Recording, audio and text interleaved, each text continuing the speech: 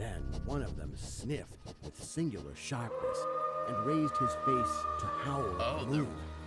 Are these my people? The other dropped on all fours to run toward the car. God damn it. I'm trying to fight the fray. I leapt up and at once.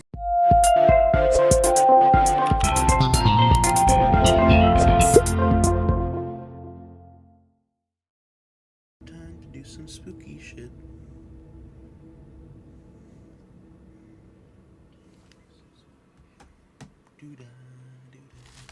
Time to do some spooky shit.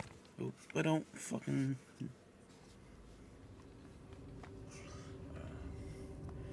Time to do some spooky shit. Doo-da. Time to do some spooky shit. Hope I don't fucking die. Okay. I am writing this under an appreciable... Oh, never mind. Exit.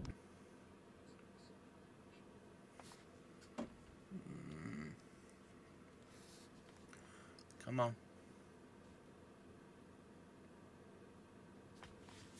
I'll do some DLC shit.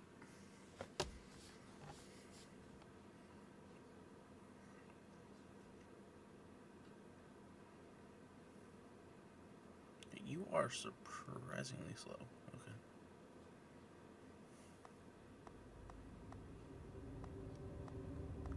Here we go. DLC. Let's see. What do we want to do? The Eldridge box, the railway horror, the little glass bottle.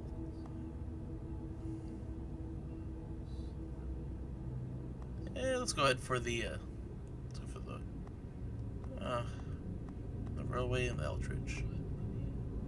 I'm gonna go for the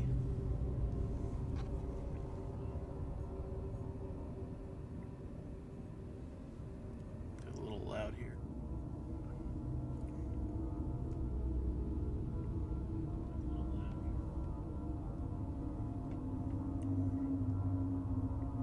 Okay. Excuse me. About that. Okay. This is not an official Lovecraftian story, even though it may sound familiar to some of you. It is an excerpt from the writer's letter to his friend Donald Wandry from November 24th, 1927, which he described one of his dreams, or rather a nightmare. Profits from all DLCs are donated to humanitarian aid organizations, and thank you for your support. My dreams occasionally approached the fantastical in character, though falling somewhat short of coherence. One scene is especially stamped upon my recollection. That of a dank, fetid, reed-choked marsh under a gray autumn sky. This is beautiful. Jesus. During the game, you will encounter interactive elements. Some of them will allow you to continue your journey. Others reveal interesting facts about the original short story, its historical background, and the author. Some of the trivia is hidden in order to find these secrets. Focus your eyes and look for the Elder Sign. Okay.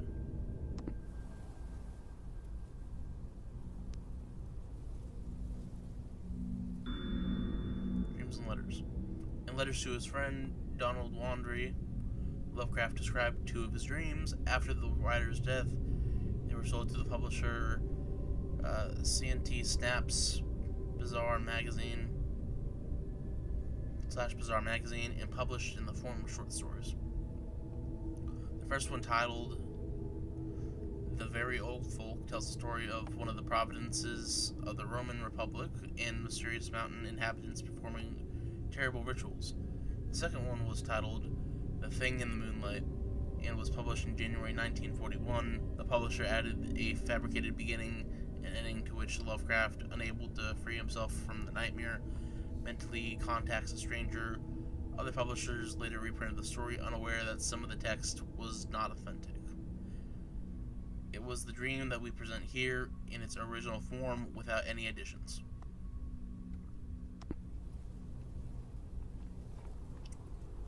That's cool.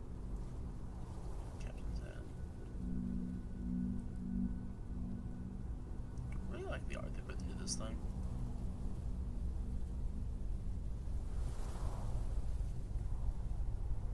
Okay.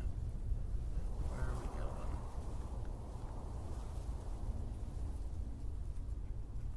Is it just there? Okay, I guess it's just up here. With a rugged cliff of lichen-crusted stone rising to the north.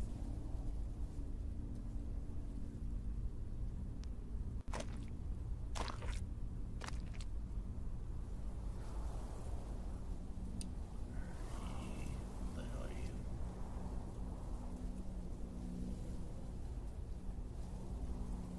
See if we can point anything out. Guessing that's a scythe? Not too sure.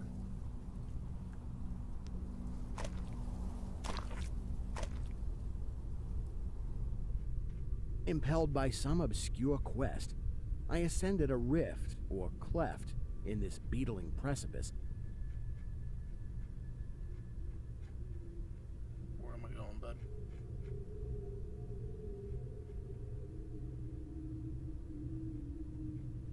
Oh, okay, never mind. I was up here.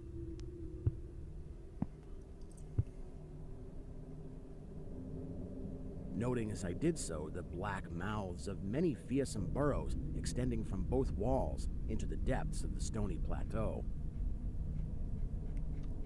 Is he from Chicago now or some shit? Let's see what we get. The author's voice. Just, wow. That's... The protagonist whose fate you follow is Lovecraft himself. After all, it is his account of his dream.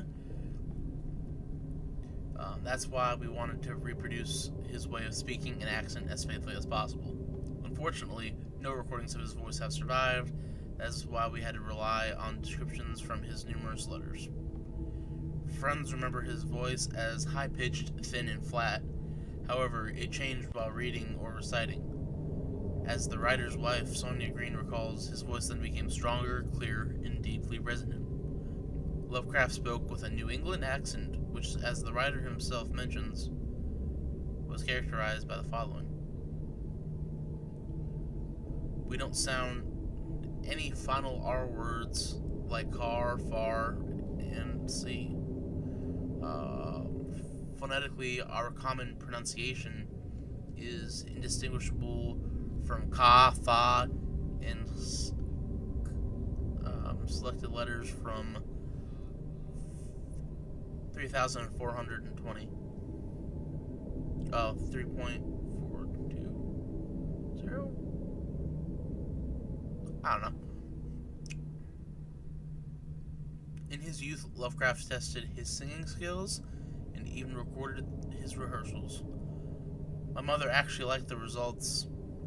Mothers are not always unbiased critics, but I saw that an accident soon removed incriminating evidence.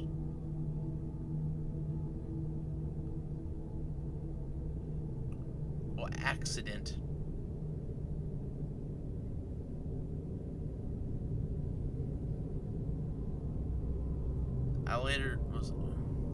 My mother actually liked the results. Mothers are not always unbiased critics, but I saw to that an accident soon removed incriminating evidence. Later, I tried something less ambitious. It was a better success, but reminded me so much of the way of a dying fox terrier that I was very carelessly happened to drop the record soon after it was made. I have since confined my artistic talents to literature. H.P. Lovecraft to Maurice W. Moe, May 1918.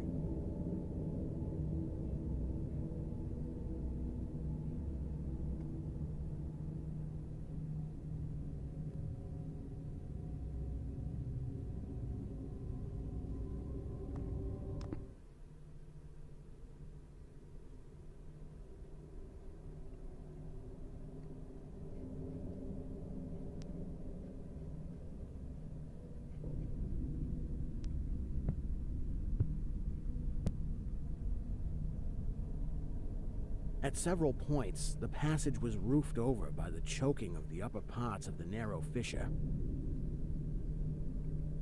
these places being exceedingly dark and forbidding the perception of such burrows as may have existed there. In one such dark space, I felt conscious of a singular accession of fright, Yeah, that definitely scared the shit out of me too. as if some subtle and bodiless emanation from the abyss were engulfing my spirit. But the blackness was too great for me to perceive the source of my alarm.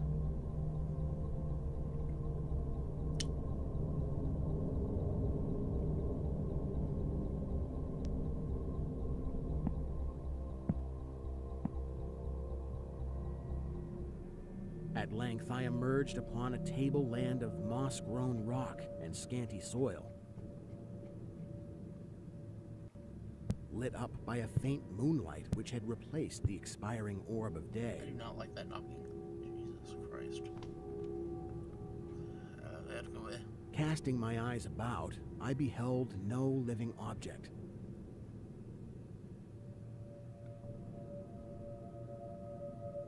Oh, they even got the glare. That's pretty cool.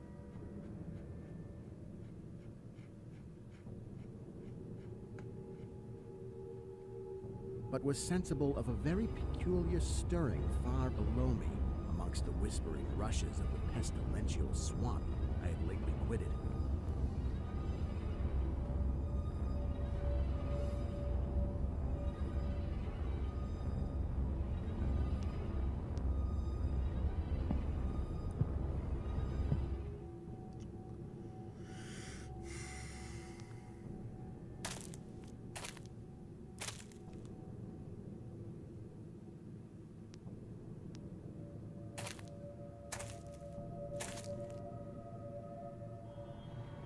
After walking for some distance, I encountered the rusty tracks of a street railway and the worm-eaten poles which still held the limp and sagging trolley wire. Okay.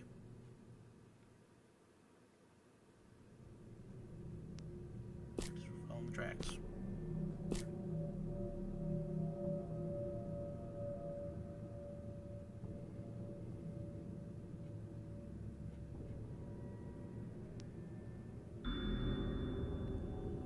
Borrowed concepts.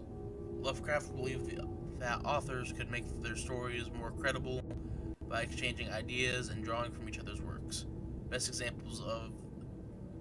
best example is his invented book, The Necronomicon, which also appeared in the works of his friends such as Robert Bloch, later creator of Psycho, and Robert E. Howard, the creator of Conan the Barbarian. Its presence in the works of various other writers have even led to the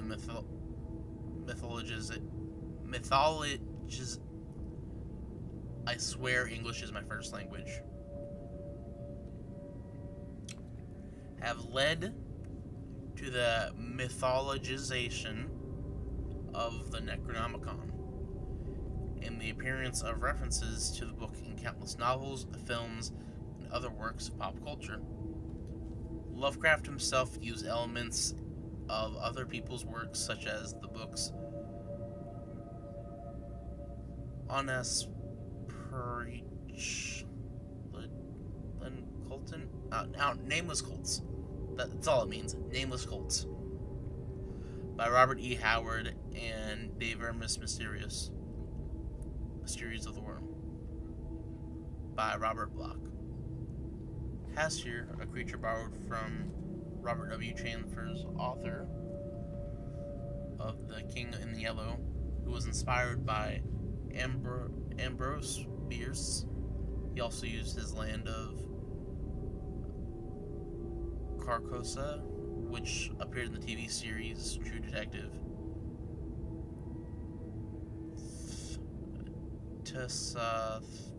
Thoga? I don't know.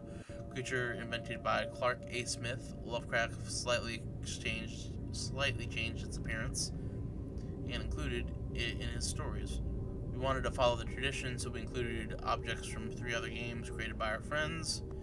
We wonder if you'll be able to recognize them.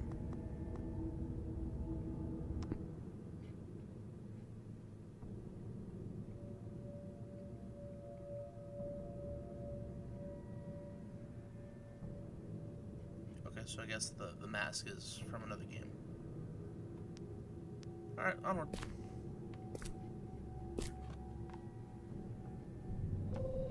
Following this line, I soon came upon a yellow vestibuled car numbered 1852 of a plain, double-trucked type common from 1900 to 1910.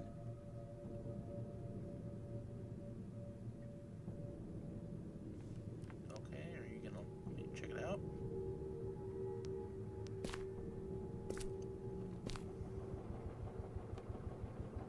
It was untenanted, but evidently ready to start.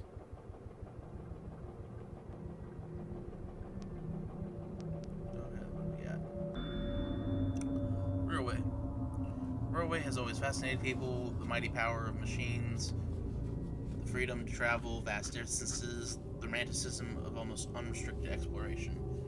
Thousands of strangers passing each other every day, but also the desolate train stations, stream-like journeys through the night, fatal accidents, dangerous strangers. No wonder this topic attracted horror and fantasy writers from Charles Dickens, The Signal Man, through Robert Bloch, award-winning The Hellbound Train, Clive Clark's The Midnight Meat Train. It is also impossible not to mention the most important Polish weird fiction writer, Stefan Grabinski, whose most famous collection of stories, The Motion Demon, is dedicated to the railway. You'll be able to get acquainted with his work through our next game.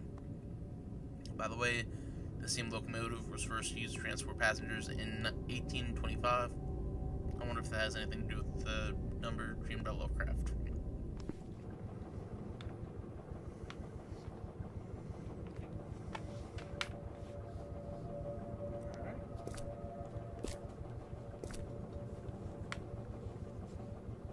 The trolley being on the wire and the air brake pump now and then throbbing beneath the floor.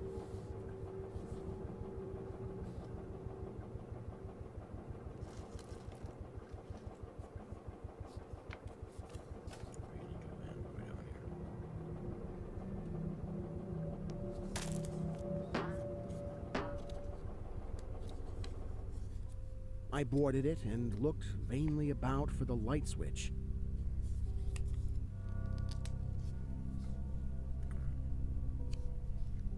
So it's very green, but okay. Noting as I did so the absence of controller handle, which implied the brief absence of the motor man.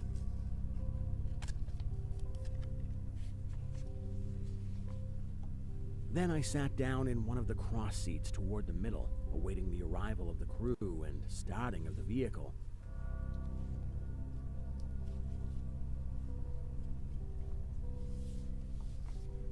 Oh, are we moving? No.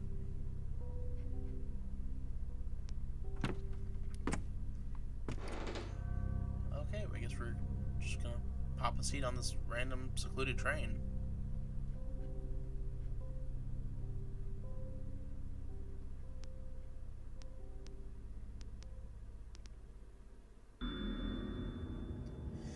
In 1927, Donald Wandery hitched from Minnesota to Rhode Island to visit Lovecraft. That is a long trip. I know because I have made that trip before. And I did not hitchhike it, I drove it. I split it up into 2 days. That was a drive. Sometimes having to spend the night outdoors during the trip. Over the course of more than 2 weeks, Lovecraft showed the guests around the most interesting places in his hometown of Providence in the surrounding area.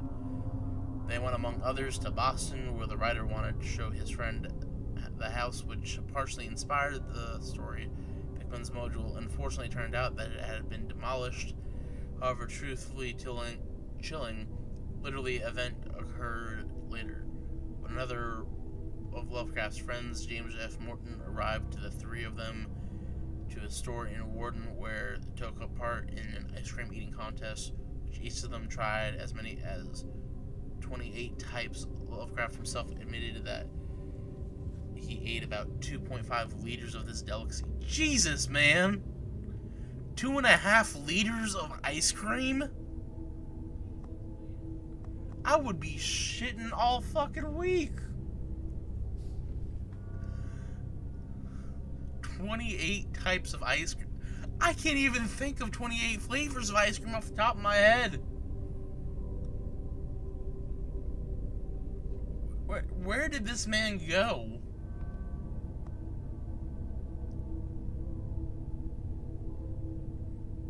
He had to be high. There's no way in hell this man of sound mind was like, you know what? Sounds good right now. 2.5 liters of ice cream. Jesus, man. A statement describing their feet was framed and hung on the wall of the store. Yeah, I bet it was. I bet it was.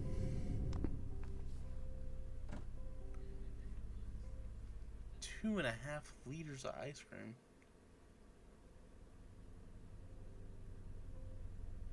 Okay. Let's see if we can get anything else out of this.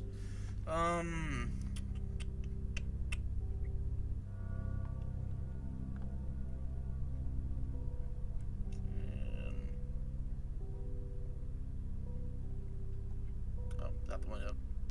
Presently, I heard a swishing in the sparse grass toward the left and saw the dark forms of 2 men looming up in the moonlight. They had the regulation caps of a railway company, and I could not doubt but that they were the conductor and motorman. Then one of them sniffed with singular sharpness and raised his face to howl at the moon. Are these my people? The other dropped on all fours to run toward the car. God damn it. I'm trying to fight the fray. I leapt up and at once raced madly out of that car. Yeah, but get the fuck out of there too. Let me out. Let me the fuck out.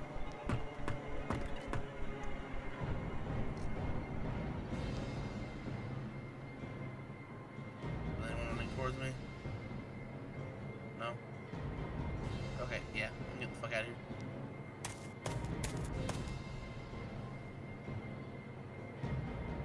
And away across endless leagues of plateau till exhaustion waked me.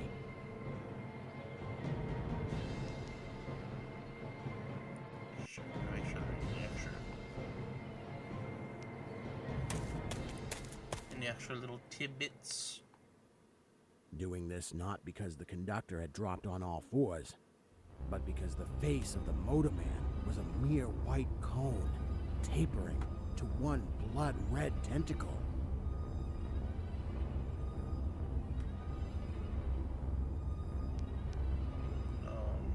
Any more information we got here?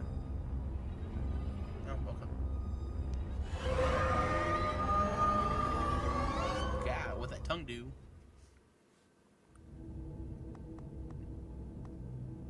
Well, that was kind of short. But hey, I've messed with it, you know? Still pretty good. Alright, I guess we'll close out that one.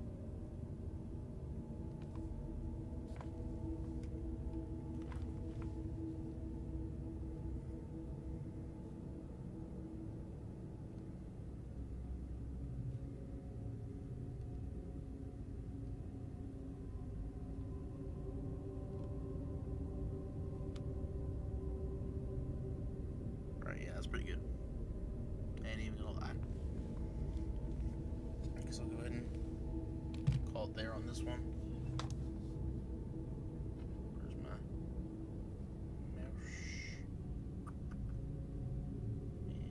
And stop. Alright, well, thanks for hanging around. See you next time, I guess.